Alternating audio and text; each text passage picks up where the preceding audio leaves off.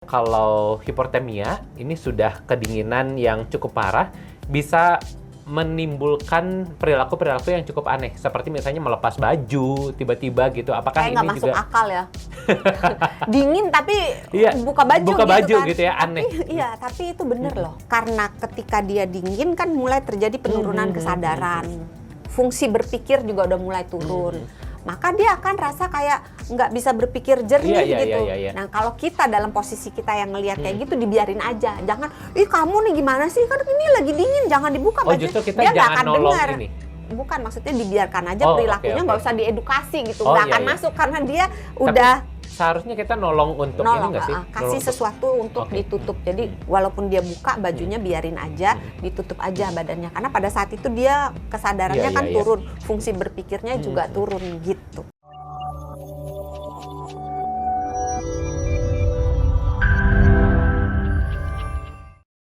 Nah, yang berikutnya terus orangnya kayak gimana nih dok untuk bisa melakukan pertolongan pada hipertermia ini? Ya, tadi kan baru lingkungannya ya dipindahkan ke tempat yang lebih hangat, yang tidak berangin.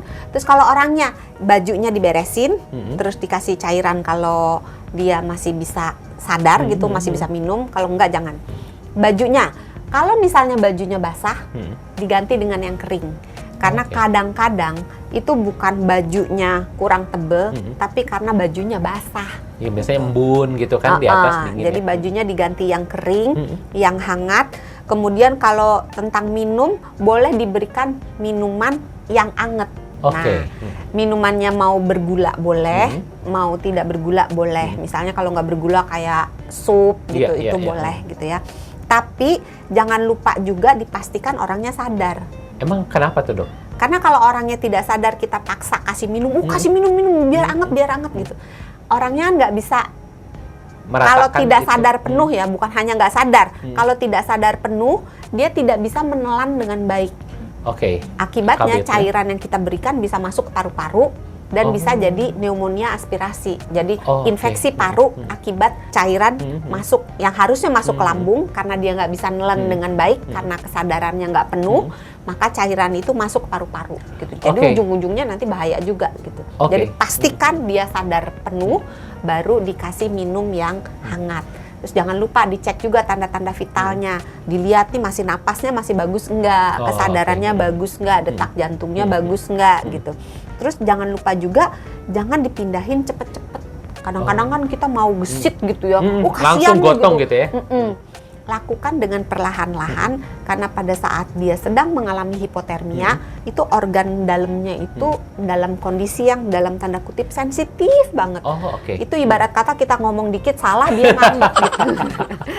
Suruh berdamainya 3 hari ya. Iya, nanti didiemin loh. Itu terapi silent gitu.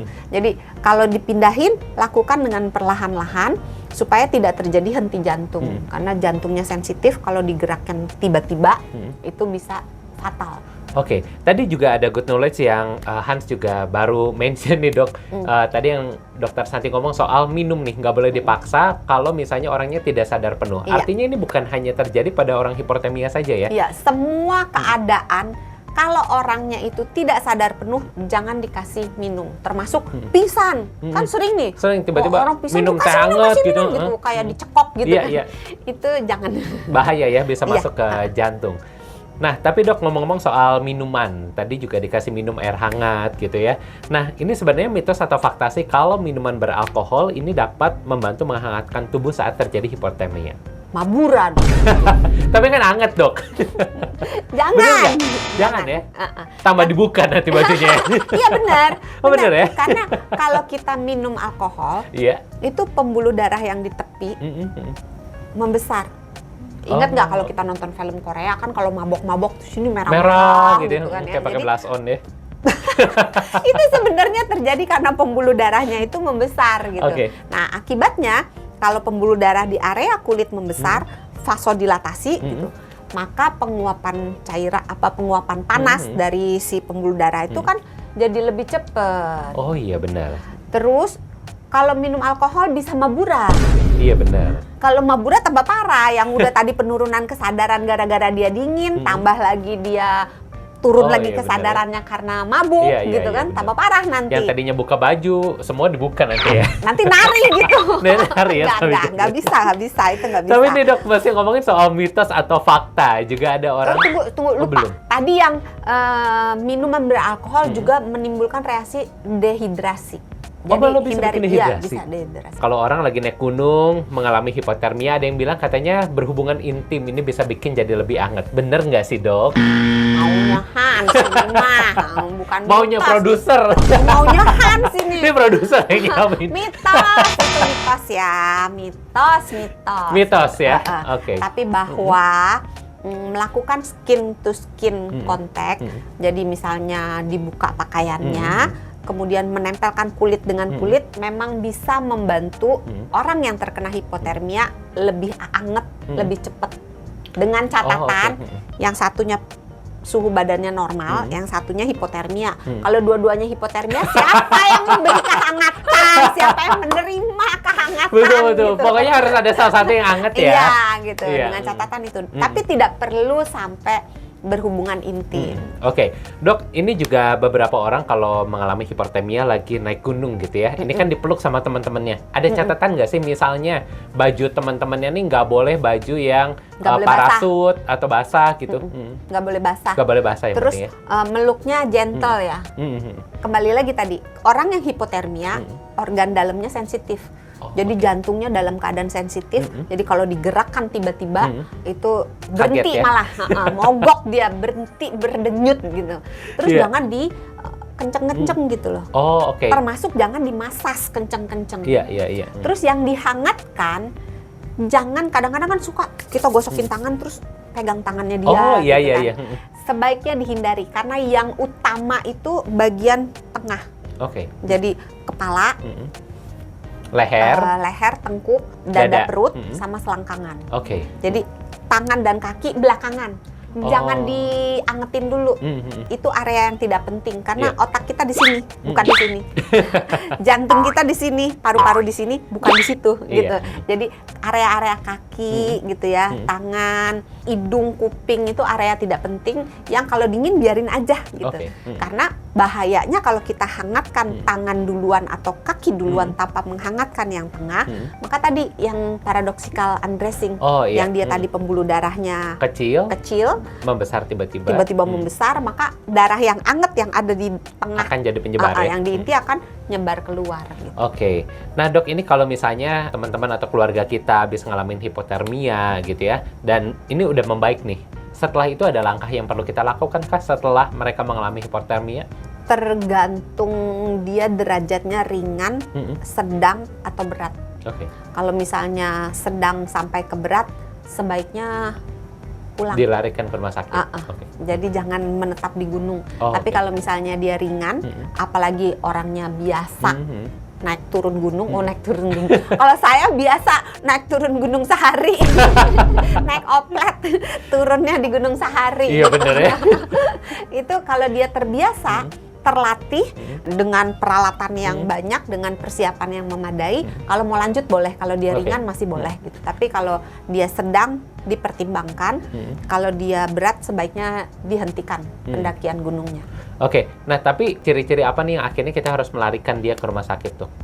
Misalnya dia udah... Itu masuk ke ringan. Kalau ringan nggak apa-apa, tapi kalau di sedang dan berat, bawa ke rumah sakit. Oke. Karena Nah, bisa fatal, bisa sampai meninggal loh. Jangan dianggap enteng. Oke, ini makanya harus butuh pertolongan secepatnya Iya. dari tenaga medis ya. Nah, tapi nih dok, tentunya kita kan nggak mau nih ya kalau lagi naik gunung, kita mengalami hal seperti itu. Nah, gimana sih cara mencegahnya agar kita ketika lagi naik gunung, ini tidak Jangan naik mengalami gunung, hipotermia? ke laut aja. Nggak bakalan kena hipotermia. Kan di dalam juga bisa. Oh, ke pantai aja. Ke mall. Lah, mallnya kalau yang dingin, nggak Ya, kan nggak sampai mungkin, hipotermia ya? hipotermia.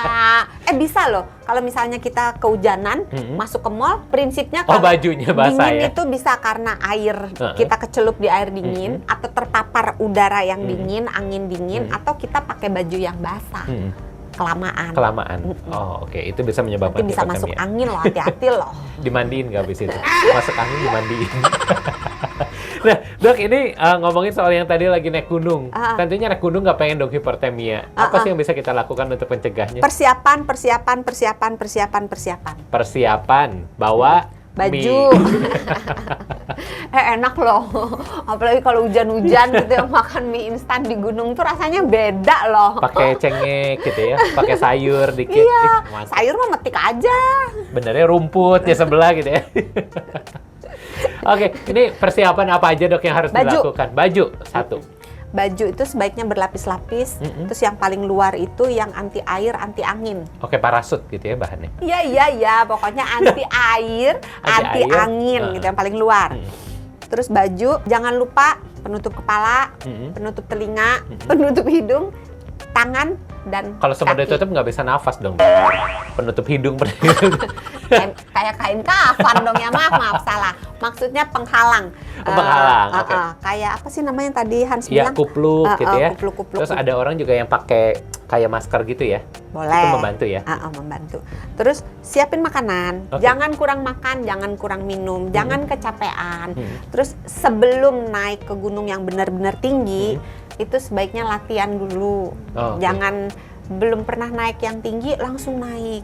Karena biasanya kalau kita naik ke ketinggian yang terlalu tinggi dan terlalu cepat, itu badan belum sempat menyesuaikan diri. Betul, karena tekanan udara dan lain-lain. Iya, karena lapisan udara di atas itu sedikit, oksigen sedikit, badannya kaget. Oke.